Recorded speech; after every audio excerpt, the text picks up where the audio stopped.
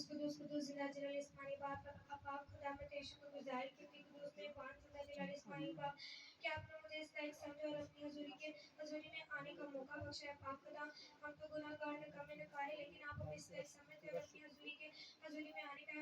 وقت بخشتے ہیں زندہ جلال اسمانی باپ پاک خدا میں تیرے شکر گزاری کرتی ہوں خدا اللہ اے پاک خدا میں تیرے شکر گزاری کرتی ہوں خدا اللہ یہاں پہ جتنے بھی سر چکے کو نام پر نام برکت دیتے چلے جانا کوئی خالی جھولے لے کے جھولیاں بھر کے لے کے جانے اور بن سکے پاک خدا اے پاک خدا یہاں پہ جتنے بھی سر چکے خدا نے جو کبھی بیمار ہے پریشان ہے دکھ میں تکلیف میں اس کی بیماری پریشان ہے دکھ تکلیف تیرے یسوع کے نام سے آتی ہے خدا تاکہ وہ تیرے نام کی عزت اور جلال ہے پاک خدا تاکہ وہ تیری شکر گزاری کرنے اور بن سکے پاک خدا تیرے کلام میں لکھے اپنے تمام فکریں مجھ پر ڈال دو کیونکہ مجھے تمہاری فکر ہے پاک خدا میں اپنی تمام فکریں آپ پر ڈال دوں ہمیں فکر کرنے کی قدرت رکھتے ہیں پاک خدا